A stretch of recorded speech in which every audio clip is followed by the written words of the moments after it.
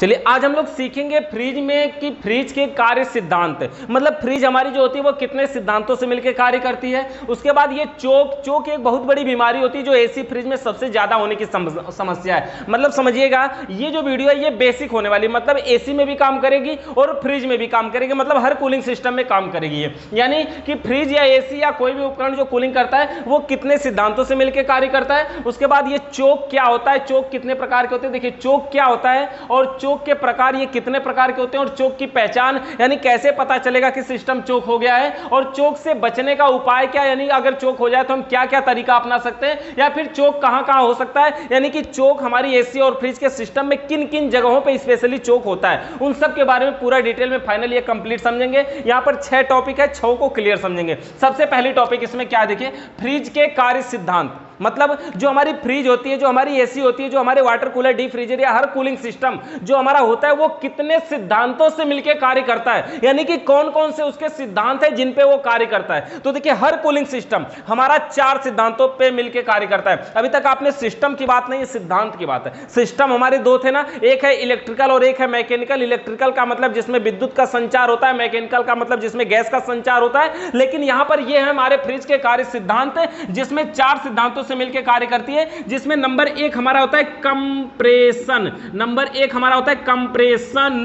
ध्यान दीजिए ये कंप्रेसर नहीं है, कंप्रेसर मोटर की बात नहीं है, ये कंप्रेशन लिखा है। कंप्रेशन का मतलब क्या होता है, कंप्रेसर के द्वारा गैस को एक स्थान से दूसरे स्थान तक पहुंचाने की क्रिया को कंप्रेशन कहते हैं। मतलब अगर कोई शॉर्ट में पूछे ना यार कंप्रेसर क्या करता है, तो आप ऐसे भी बोल सकते हैं कि कंप्रेसर कंप्रेशन करता है। देखिए कंप्रेसर क्या करता है, कंप्रेशन करता है। कंप्रेशन का मतलब होता है गैस को एक स्थान से दूसरे स्थान तक पहुंचाने की क्रिया को कंप्रेशन कहते हैं। मतलब कंप्रेसर के द्वारा किया गया कार्य कंप्रेशन कहलाता है। ये शॉर्ट में बिल्कुल आसानी से समझ सकते हैं कि कंप्रेसर का कार्य गैस को सक्शन लाइन से खींचकर और डिस्चार्ज लाइन से बाहर फेंकने की क्रिया को कंप्रेशन कहते हैं। ये हमारा पहला हो गया। दूसरा पॉइंट इसमें हमारा क्या होता है, कंडेंसेशन। देखिए ये 4 सिद्धांत है जबकि हमारे सिस्टम 5 होते हैं। अभी आपको समझाते हैं कंडेंसेशन। कंडेंसेशन कंडेंसेशन कंडेंसेशन का मतलब होता है संघनन। अगर इसको हिंदी में हम बात करें, ये कंडेंसेशन जो वर्ड है ना, ये इंग्लिश का वर्ड है। अगर इसको हम हिंदी में बात करें तो ये इसका मतलब होता है संघनन। और कंडेंसेशन क्या होता है कि कंडेंसर के द्वारा गैस को घुमा घुमाकर ठंडा करके वेपर से द्रव में यानी भाप को पानी बनाने की क्रिया को कंडेंसेशन कहते हैं। जो कंडेंसर होता है मैकेनिकल सिस्टम के 5 भाग आते हैं ना, ये उन्हीं भागों पे थोड़ी बहुत मिलता जुलता आधारित आपको समझ में आएगा। कंप्रेसर के बारे में तो आपने पूरा डिटेल में समझा। कंप्रेसर क्या करता है, गैस को खींचता और फेंकता है, तो वो जो खींचता और फेंकता है उसी की क्रिया को कंप्रेशन कहते हैं। और कंडेंसर क्या करता है, गैस को घुमा घुमा के ठंडा करके वेपर से द्रव में मतलब भाप को पानी बना देता है, और उस क्रिया को हम बोलते हैं कंडेंसेशन, जिसको हिंदी में बोलते हैं संघनन। मतलब भाप को पानी बना देना। मतलब समझिए जैसे देखिए ठंडी का मौसम है, जब ठंडी का मौसम होता है तो नॉर्मल वातावरण में हम देखते हैं तो पानी की बूंदें हमें दूर तक नहीं दिखाई देता। क्यों? क्योंकि हमें क्या पड़ता है, कोहरा पड़ता है ना, वही कंडेंसेशन होता है। कोहरा पड़ने का मतलब क्या हुआ, ये वातावरण की हवा इतनी ठंडी हो जाती है कि वो वातावरण वाली जो हवा है ना, कि ठंडी होते होते पानी का रूप धारण कर लेती है और हल्का हल्का पानी के बूंदों के रूप में हमें दिखाई देती है। उसी को हम कहते हैं ये कंडेंसेशन हो रहा है, ये संघनन हो रहा है। संघनन वर्ड का यूज आपने पढ़ा होगा 9, 10, 11, 12 में जरूर पढ़ा होगा। संघनन मतलब कंडेंसेशन, कंडेंसेशन मतलब संघनन, यानी कंडेंसर जो कार्य करता है या कंडेंसर के द्वारा गैस को घुमा घुमा कर ठंडा करके वेपर से द्रव में बदलने की क्रिया को कंडेंसेशन कहते हैं, या कंडेंसर के द्वारा किया गया कार्य कंडेंसेशन कहलाता है। कुल मिला के मेन बात है कि कंडेंसर जो करता है वही को कंडेंसेशन कहते हैं। बस बेसिक समझिए कि कंडेंसर जो काम करता है उसी को हम कंडेंसेशन कहते हैं। कोई पूछे ना कंडेंसर क्या करता है, तो हम बोल सकते हैं कंडेंसेशन करता है। अभी कंडेंसेशन क्या होता है, मतलब संघनन करता है। संघनन क्या होता है, वेपर से द्रव में बदलता है, भाप को पानी बना देता है। आप किसी भी पानी को गर्म करेंगे तो भाप बनेगा, भाप को फिर से ठंडा करेंगे पानी बनेगा। ये भाप को ठंडा करके पानी बनाता है, यही काम करता है कंडेंसेशन। ये दूसरा प्रक्रिया। तीसरा देखिए कंप्रेशन हो गया, कंडेंसेशन हो गया। तीसरा होता है हमारा एक्सपेंशन। क्या होता है, एक्सपेंशन। क्या होता है, एक्सपेंशन। ये तीसरा होता है हमारा एक्सपेंशन। ये क्या होता है, कैपिलरी ट्यूब के द्वारा कैपिलरी ट्यूब के द्वारा रेफ्रिजरेंट के प्रेशर को, रेफ्रिजरेंट मतलब क्या होता है, गैस, जो गैस एसी और फ्रिज में ठंडा करने के लिए पड़ती है ना, उसको हम बोलते हैं रेफ्रिजरेंट। तो कैपिलरी ट्यूब के द्वारा रेफ्रिजरेंट के प्रेशर को हाई प्रेशर से लो प्रेशर में बदलने की क्रिया को एक्सपेंशन कहते हैं। मतलब कैपिलरी ट्यूब के द्वारा गैस के प्रेशर को कंट्रोल करने की क्रिया को एक्सपेंशन कहते हैं, या फिर कैपिलरी ट्यूब के द्वारा किया गया कार्य एक्सपेंशन कहलाता है। देखिए कैपिलरी ट्यूब का व्यास बहुत कम होता है, 0.22 0.23, ये तो फ्रिज का है ना, तो ये हर में सब में यही सिस्टम काम करेगा। एक्सपेंशन मतलब कैपिलरी ट्यूब के द्वारा प्रेशर को कंट्रोल करने की क्रिया को एक्सपेंशन कहते हैं। मतलब जो कैपिलरी ट्यूब कंट्रोल कर लेती है ना, प्रेशर बड़ी तेजी से जा रहा होता है, आगे जाके उसको रोक लेती है, कंट्रोल करके आगे भेजती है, कम करके आगे भेजती है, उसी को हम बोलते हैं एक्सपेंशन। उसी को क्या बोलते हैं, एक्सपेंशन। और जो हमारा चौथे नंबर पे पॉइंट है उसका नाम है वेपोराइजेशन। क्या नाम है, वेपोराइजेशन। वेपोराइजेशन ये देखिए वेपोराइजेशन क्या होता है, 4 सिद्धांतों से मिलकर कार्य करती है। चौथा सिद्धांत हमारा यही है वेपोराइजेशन। वेपोराइजेशन क्या होता है, एवापोरेटर के द्वारा किसी वस्तु या स्थान की गर्मी को खींच के और वहां पे अपना कूलिंग का प्रभाव छोड़ देने की क्रिया को वेपोराइजेशन कहते हैं। मतलब एवापोरेटर के द्वारा किया गया कार्य वेपोराइजेशन कहलाता है। जैसे देखिए वेपोराइजेशन को हम हिंदी में बोलते हैं इसको वाष्पीकरण। क्या बोलते हैं इसको हम, वाष्पीकरण। वाष्पीकरण का मतलब क्या हो गया है, वाष्पीकरण का मतलब क्या हो गया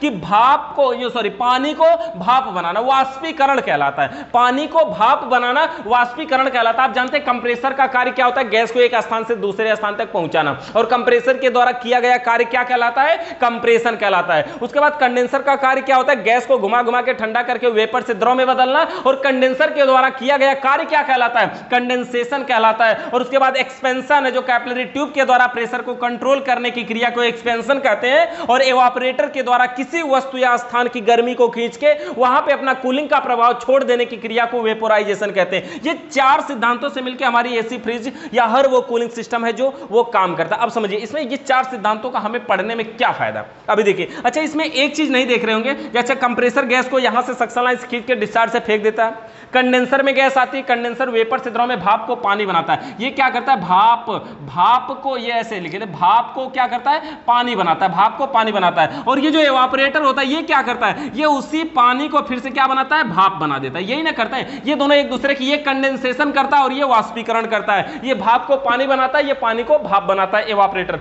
ये वेपोराइजेशन कहलाता है। अब देखिए, अब ये 4 सिद्धांत हो गए, कंप्रेशन, कंडेंसेशन, एक्सपेंशन और वेपोराइजेशन। जबकि मैकेनिकल भाग कितने हैं, 5। एक थे और भाग बचा हुआ ना, फिल्टर। फिल्टर का नाम इसमें कहीं नहीं है, फिल्ट्रेशन, ऐसा तो कोई नाम नहीं है। फिल्टर का कोई नाम नहीं ना, फिल्ट्रेशन जैसे, मतलब फिल्टर का कोई रोल ही नहीं यार। फिल्टर क्या है, फिल्टर एक सुरक्षा के उद्देश्य से लगाया हुआ पार्ट है। मतलब जो कचरा वगैरह वो कहीं फंस ना जाए, सिर्फ उस लिए लगाया हुआ है। जैसे जिस प्रकार से अगर हम गाड़ी चलाएं और हमारे पास हेलमेट ना हो तो क्या गाड़ी नहीं चलेगी, चलेगी ना, लेकिन सुरक्षा कम है ना, यही तो डिफरेंट है। उसी प्रकार से अगर एसी या फ्रिज या वाटर कूलर या डीप फ्रीजर, ये जो कूलिंग सिस्टम होते हैं, अगर इसमें ये हमारा फिल्टर ना लगाया जाए तो कोई फर्क नहीं पड़ता। फर्क बस इस बात का पड़ेगा कि उसमें अगर कचरा वगैरह जाएगा तो कहीं पाइप को जाम कर सकता है, और पाइप कहीं जाम हो गई तो हई वाली अगली बीमारी हो जाएगी, जिसको अभी हम समझने वाले। क्या है ये, चोक। चोक एक बहुत बड़ी समस्या है एसी फ्रिज के सिस्टम में होने वाली। तो ये हमारे 4 सिद्धांतों से मिलकर कार्य करता है। फिल्टर का कोई महत्वपूर्ण रोल नहीं होता है। फ्रिज में फिल्टर लगाना जरूरी होता है, क्योंकि फ्रिज का जो कंडेंसर, जो पीछे की लोहे की जाली होती है, वो लोहे की बनी होती है और उसमें वेपर से द्रव में बदलता है, मतलब भाप को पानी बनाया जाता है। तो अगर लोहे में पानी घूमेगा तो जंग लगेगी, और अगर वो जंग झड़ करके कहीं जाके एक स्थान पे इकट्ठा हो जाएगी तो गैस का बहाव रुक जाएगा। और अगर गैस का बहाव रुक गया तो हम क्या कहेंगे, 2 नंबर पे जो लिखे हैं ना, कि चोक हो गया। और ये चोक एक बहुत बड़ी बीमारी है। अब हम आगे चोक को समझते हैं। अब ये 5 सिद्धांत याद रखिएगा, सब में काम करेगा।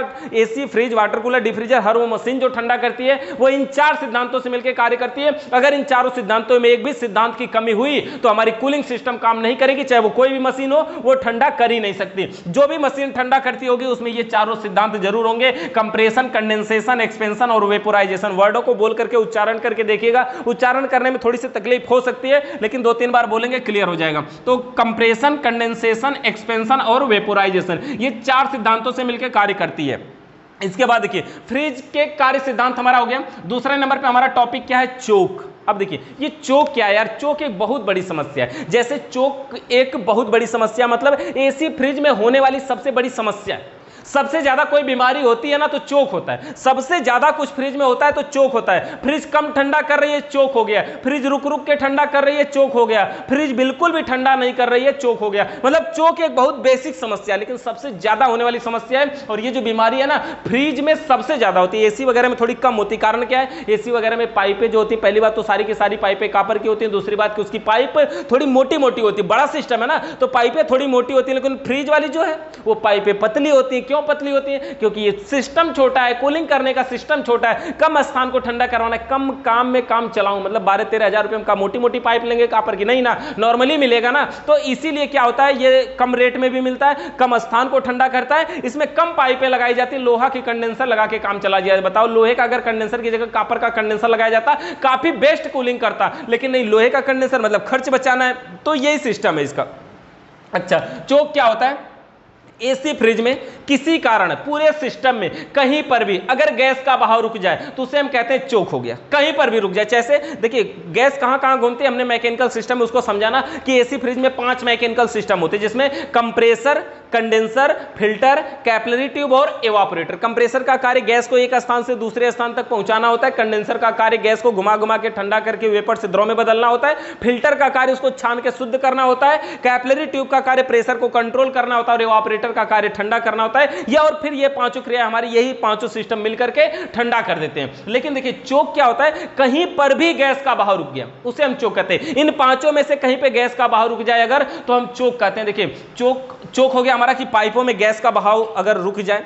कुल मिला के अगर पाइप में गैस नहीं घूम पा रही है, कहीं कोई कचरा फंस गया, कहीं कोई कुछ भी नमी वगैरह फंस गई, तो हम कहेंगे कि चोक हो गया। अब देखिए चोक के प्रकार अगर हम बात करें कि चोक जो होता है वो हमारा ये है चोक, और चोक हमारा कितने प्रकार का होता है, तो चोक हमारा मुख्य रूप से 2 प्रकार का होता है। एक तो होता है हमारा आयल चोक। क्या होता है ये? आयल चोक। आयल मतलब तेल वाला चोक, आयल चोक हो गया। और दूसरा होता है हमारा मॉइस्चर चोक। क्या होता है? मॉइस्चर चोक। एक होता है हमारा आयल चोक और दूसरा होता है मॉइस्चर चोक। आयल चोक क्या होता है समझिए, आयल का मतलब क्या होता है? तेल। आयल का मतलब तेल, यानी तेल के कारण अगर किसी कारण से फ्रिज में जानते हैं कि कंप्रेसर लगा होता है, कंप्रेसर के अंदर तेल होता है पॉलिएस्टर ऑयल, अगर कभी फ्रिज गिर जाए, टेढ़ा हो जाए या किसी कारण से अगर उसके कंप्रेसर के अंदर, कंप्रेसर जो मोटर होता है उसमें तेल होता है, अगर वो तेल निकल के किसी पाइप में चला जाए तो क्या होगी? पाइप जाके जाम हो जाएगी। वो क्यों? पाइप जाके जाम हो जाएगी। और पाइप अगर तेल के कारण जाम हो गई तो हम क्या कहेंगे? ये चोक हो गया। लेकिन कौन सा चोक हुआ? आयल चोक हुआ। कैसे? ये तेल के कारण हुआ है ना, मतलब किसी कारण से अगर पूरे सिस्टम की पाइप में कंप्रेसर का तेल कहीं निकल के जाके और एक जगह इकट्ठा हो गया, और इतना इकट्ठा हो गया कि गैस का बहाव रुक गया, तो हम क्या कहेंगे? चोक हो गया। कौन सा चोक हुआ? आयल चोक हुआ। ये जो आयल चोक होता है ना, ये 2 प्रकार का होता है यार। आयल चोक जो होता है ये 2 प्रकार का होता है। इसमें एक होता है हाफ आयल चोक। हाफ आयल चोक, नाम से ही समझ में आ जाएगा कि हाफ आयल चोक का मतलब क्या होता है। दूसरा होता है हमारा फुल आयल चोक या पूर्ण आयल चोक, इसको हम बोलते हैं पूर्ण आयल चोक। हाफ आयल चोक और पूर्ण आयल चोक ये होता है हमारा। अच्छा, हाफ का मतलब क्या हो गया? अधूरा। अगर किसी कारण से फ्रिज के कंप्रेसर के अंदर से इतना तेल निकल के गया और पाइप में आंशिक रूप से गैस का बहाव रुक गया, मतलब अधूरे रूप से, मतलब गैस पूरी नहीं रुकी है, हल्का हल्का जा भी रही है, इस अवस्था में क्या होगा? पहली बात तो फ्रिज कम कूलिंग करेगी, ठंडा ही कम करेगी। दूसरी बात, कम ठंडा करने के अलावा और क्या होगा? कभी कभी रुक रुक के भी ठंडा कर सकती है।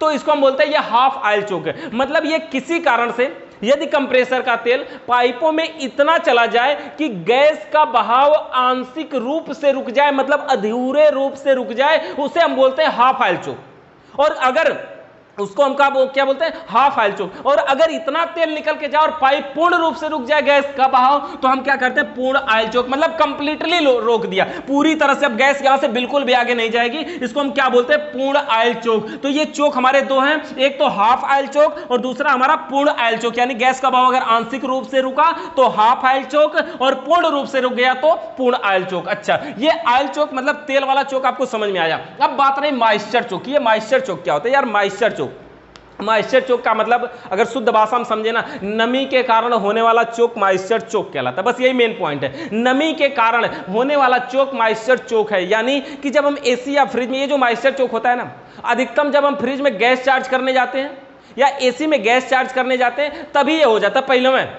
मतलब अगर उसके अंदर पाइपों के अंदर पहले से उसकी जो पाइपें होती हैं, जानते हैं कि कोई ऐसी वस्तु हो जहां कुछ नहीं होता है वहां पे नमी जरूर होती है, वहां पे वातावरण की हवा जरूर होती है, उस हवा को भी हमको पाइपों में से निकालना पड़ता है, मतलब वैक्यूम करना। हम नेक्स्ट वीडियो में गैस चार्जिंग का सिस्टम समझेंगे, तब समझेंगे कि हम उसको कैसे निकाल के सुरक्षित गैस चार्ज कर सकते हैं। तो हमें क्या करना है कि पहले से जो हवा होती है ना इस पाइपों के अंदर, उसको हमें निकालना पड़ता है। लेकिन अगर हम निकालते हैं और किसी कारण से वो पूरा न निकल पाए, बढ़िया तरीके से अगर वो नहीं निकल पाती, उसमें थोड़ी बहुत हवा बाहर की रह जाती है, जो वातावरण में हवा घूमते हैं ना, जानते हैं ना कि वातावरण में हवा होती है, अगर ये हवा अंदर रह गई पहले से, और बाद में जो हमारी ठंडा करने वाली गैस है फ्रियान या R134 हम भरेंगे ना फ्रियान, अब ये वाली गैस ठंडा है, पहले वाली जो गैस है वो नॉर्मल गैस है, वातावरण की हवा है, अंदर से जो पाइप में से निकल के जा रहे, पैसा लगा के लाए ना, मतलब ये ठंडी गैस गई। अब ये ठंडी गैस गई, अब पहले वाली हवा से जाके मिलते ही क्या करेगी, उसको भी पहले ठंडा देगी। जैसे ही जाएगी उसमें पहले वाली हवा है, हवा को देखते ही समझ लेगी अच्छा ये पहले के वातावरण की हवा है, उसको भी अपने में मैच कर लेगी, मिला लेगी, और मिलाते ही वो ठंडी हो जाएगी। और जब वो पहले वाली हवा ठंडाती है ना, हवा ठंडी होगी तो क्या बनेगी जानते हैं, बर्फ। जब ठंडी होगी तो बर्फ बनेगी धीरे धीरे, और मतलब पानी है थोड़ा सा जमेगा, ठंडा होगा, जमेगा, ठंडा होगा, जमेगा, और इतना जम जाता है कि गैस का बहाव ही रोक देता है।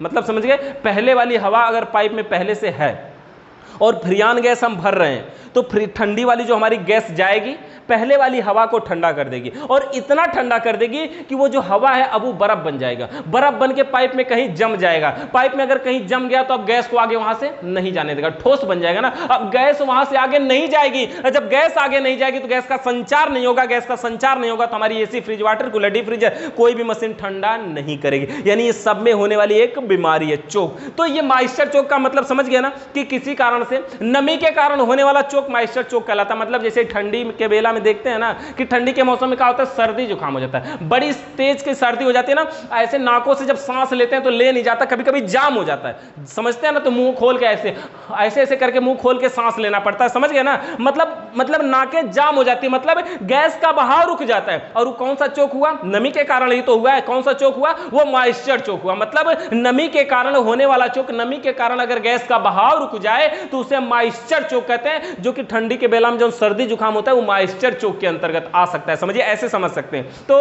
एसी फ्रिज में भी वही हमारा सिस्टम है, अगर नमी के कारण अगर कोई चोक हो रहा है तो मॉइस्चर चोक होगा। ये हो गया।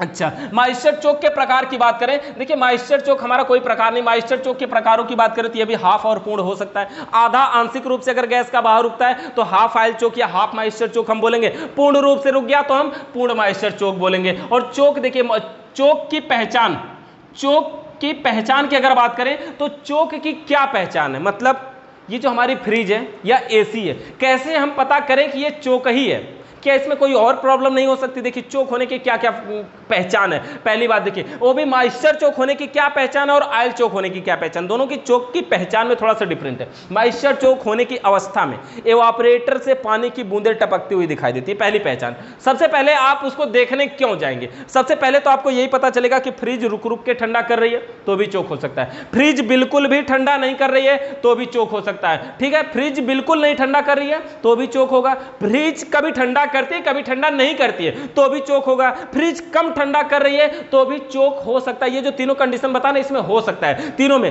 फ्रिज अगर कम ठंडा कर रही है तो भी चोक हो सकता है, समझ गए। यानी कि अगर, और फ्रिज अगर कंप्रेसर बार बार ट्रिप कर जा रहा है तो भी चोक हो सकता है। ट्रिप करने का मतलब क्यों बंद हो जाएगा, 5 मिनट चलती है फ्रिज अपने आप बंद हो जाती है, आखिर क्यों, ये भी एक चोक का कारण हो सकता है। कैसे, जैसे अगर मान लीजिए कंप्रेसर मोटर है, मोटर क्या करेगा, गैस को खींचेगा और फेंकेगा, गैस को खींचेगा और फेंकेगा, आगे जाके पाइप जाम है, फिर भी ये मोटर चल रहा है, गैस को फेंक रहा है और गैस आगे जा ही नहीं रही है।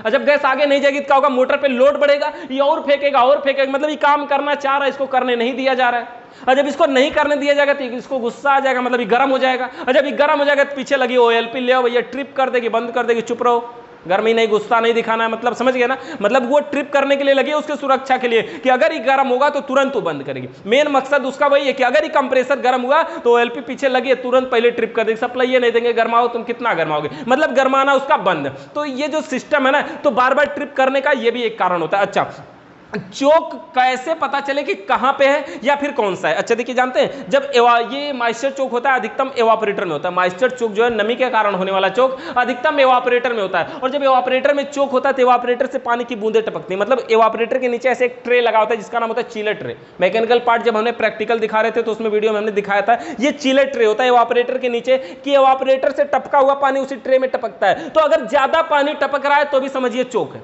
अच्छा, एवापोरेटर में कैपिलरी ट्यूब जुड़ी होती है। एक मिनट।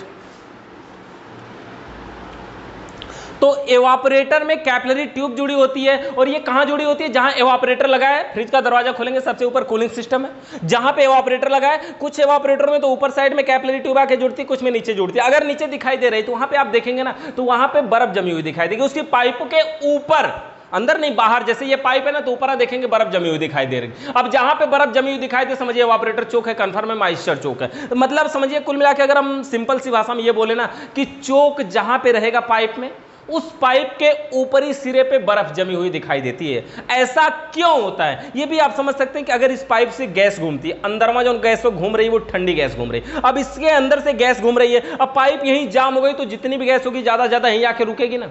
और जब यहीं आके रुकेगी, यहीं सब जाम लगाएगी ना, तो यहीं जब ज्यादा ठंडी नीचा गैस है तो ऊपर क्या होगा? पानी बनेगा। पहले पानी धीरे धीरे बर्फ का रूप धारण करेगा तो ऊपर बर्फ जमी हुई दिखाई देगी। यानी कि पाइप के ऊपर अगर बर्फ जमी हुई दिखाई दे रही है, इसका क्या मतलब हुआ? यहीं पर चोक है।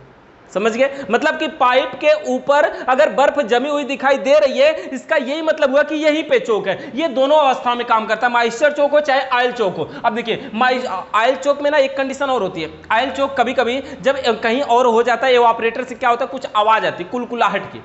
तो जब ये मॉइस्चर चोक होता है ना, तो इसकी आवाज चेंज हो जाती है। जैसे फ्रिज हमारी नॉर्मल आवाज करे तो सनसनाहट की आवाज आती है, मतलब ऐसी आवाज आती है। कभी ऑपरेटर के पास से सुनेंगे ना, लगेगा सनसनाहट की आवाज आ रही है, मतलब गैस जा रही है। लेकिन अगर ऑयल चोक हो जाएगा तो ऐसे छन छन आवाज आएगी, मतलब जैसे अगर गर्म तेल है और उसमें पानी के छींटे मार दे तो कैसी आवाज आएगी ना, कुलकुलाहट की, जैसे कुछ अजीब सी आवाज आती है, वैसी आवाज एवापोरेटर से आने लगेगी। अगर वो वाली आवाज आ रही है तो समझिए ऑयल चोक है। मतलब समझ गए? वो वाली आवाज अगर आ रही है तो ऑयल चोक है। ये चोक की हमारी पहचान है। देखिए चोक की पहचान हो गई हमारी। अच्छा, चोक से बचने का उपाय, आखिर क्या तरीका लगाएं कि हमारा चोक ना हो? देखिए अगर किसी फ्रिज में या एसी में आप उसको रिपेयर कर रहे हैं, उसमें गैस चार्ज कर रहे हैं और बार बार चोक हो जा रहा है। अभी आपने बना के आए फिर चोक किया, बना के आए फिर चोक हो गया, बना के आए फिर चोक हो गया। अगर बार बार चोक होता है तो उसमें क्या करना होगा? वो जो चोक हो रहा है ना, एसी फ्रिज में गैस चार्ज करने से पहले एंटीमोस्ट या एंटी चोक नामक एक रासायनिक तरल पदार्थ आता है। 2 रुपए का आ जाता है, 2 रुपए में, मतलब 2-2 रुपए का आता है। पैकेट छोटा छोटा अलग अलग ले सकते हैं, या तो एक सीसी बड़ी सी आएगी 60-70 रुपए के आसपास, उसमें लीजिए। जैसे सुई लगाते हैं ना डॉक्टर साहब लोग, वैसे ही सीरीज में लीजिए 3 ml। अब पूरा 3 ml लगा दीजिए। कहां लगाएंगे? पाइप में गैस चार्ज करते समय। जब हम गैस चार्ज करने की नेक्स्ट प्रक्रिया समझेंगे तो उसमें हम बताएंगे कि कैसे लगाएंगे। मतलब गैस चार्ज करने से पहले, पहली बात तो वैक्यूम बढ़िया से करिए, दूसरी बात गैस चार्ज करने से पहले उसमें एंटीमोस्ट या एंटी चोक नामक रासायनिक तरल पदार्थ डाल दीजिए, जिससे चोक होने की संभावना बहुत कम हो जाएगी। मतलब चोक से बचने का यही एक उपाय है। बढ़िया से उसको फ्लैक्सिंग करिए और बढ़िया से फिर एंटीमोस्ट या एंटी चोक डाल करके गैस चार्ज करिए, बढ़िया कूलिंग करेगी। उसके बाद 6वें नंबर पे हमारा टॉपिक है चोक कहां कहां हो सकता है। यार चोक कहां कहां हो सकता है? फ्रिज में अगर चोक होता तो कहां कहां हो सकता है? देखिए कंप्रेसर है, कंडेंसर है, फिल्टर है, कैपिलरी ट्यूब और एवापोरेटर, ये 5 मैकेनिकल भाग है। क्या पांचों में हो सकता है? नहीं यार, कंप्रेसर में चोक नहीं हो सकता। क्यों? कंप्रेसर के पास खुद की पावर है। जो आदमी दूसरे की सुरक्षा कर सकता है अपनी नहीं कर पाएगा। कंप्रेसर के पास इतनी पावर है ना कि अगर कचड़ा उचड़ाएगा तो धक्का देके कम से कम डिस्चार्ज लाइन के सारे कंडेंसर तक तो पहुंचाई देगा। कंडेंसर क्या होता है? फ्रिज के पीछे जो लोहे की जाली लगी होती है, अपने आप में से निकाल के उस कंडेंसर में तो पहुंचाई देगा, और जब कंडेंसर में जाएगा तो वहां जाके गैस का बहाव रुकेगा, तो कहेंगे कंडेंसर वा चोक है, कंप्रेसर नहीं। मतलब वो अपने पास चोक होने ही नहीं देगा। क्यों नहीं होने देगा? क्योंकि उसके पास खुद की पावर है, खुद की ताकत है अपनी सुरक्षा करना। वो जानता है एक मोटर है ना, पावर है, उसमें लाइट से चल रहा है, न्यूट्रल फेज से चल रहा है, 220 वोल्ट की सप्लाई से चल रहा है, इसलिए वो चोक अपने अंदर नहीं होने देगा। तो कंप्रेसर में चोक नहीं होता है। कंप्रेसर को छोड़ के बाकी सब जगह चोक होता है। कंडेंसर के पास कोई पावर नहीं, कंडेंसर में चोक हो सकता है। फिल्टर के पास कोई पावर नहीं, फिल्टर में चोक हो सकता है। कैपिलरी ट्यूब का व्यास तो बहुत ही कम होता है, उसमें चोक होने की संभावना और अधिक होती है कि फिल्टर में चोक हो सकता है। एवापोरेटर एवापोरेटर में चोक हो सकता है, यानी चोक हर जगह हो सकता है लेकिन कंप्रेसर में नहीं हो सकता।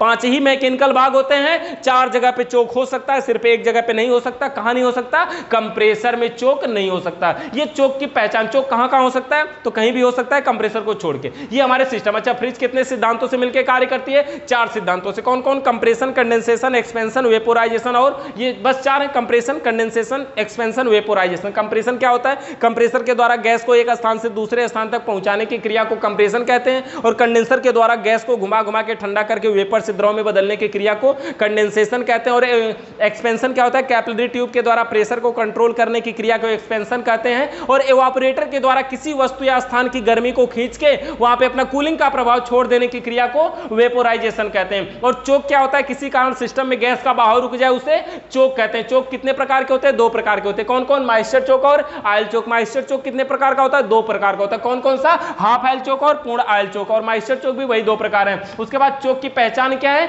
चोक की पहचान ये कि जहां कहीं भी चोक होगा उसके ऊपर पानी की बूंदें दिखाई देंगी। उसके बाद चोक से बचने का उपाय क्या है? चोक से बचने का उपाय यही है कि गैस चार्ज करते समय वैक्यूम बढ़िया से किया जाए, और गैस चार्ज करते समय एंटीमोस्ट और एंटी चोक नामक रासायनिक तरल पदार्थ पाइप में डाल दिया जाए। तो चोक को, मतलब चोक से बचने का यह उपाय है। उसके बाद चोक कहां कहां हो सकता है? तो चोक कंप्रेसर को छोड़ के सब जगह हो सकता है, जैसे कंडेंसर, फिल्टर, कैपिलरी ट्यूब और एवापोरेटर, इन जगहों पे चोक हो सकता है। तो ये हमारा बेसिक सा टॉपिक है। शायद हम नेक्स्ट वीडियो में भी जो टॉपिक में होगा, जो आपको ई बुक मिली है, उसमें आप देख सकते हैं क्या होगा। शायद फ्रिज में गैस चार्ज करने का तरीका नेक्स्ट वीडियो से आपको मिलेगी। किसी प्रकार का सवाल या सुझाव है तो व्हाट्सएप पे मैसेज बिल्कुल बेझिझक किया करिए। 95 111 41 990 हमारा दूसरा यूट्यूब चैनल है MI टेक्निकल ब्लॉग नाम से, आप उसको भी सब्सक्राइब करिए। वीडियो देखने के लिए बहुत बहुत धन्यवाद।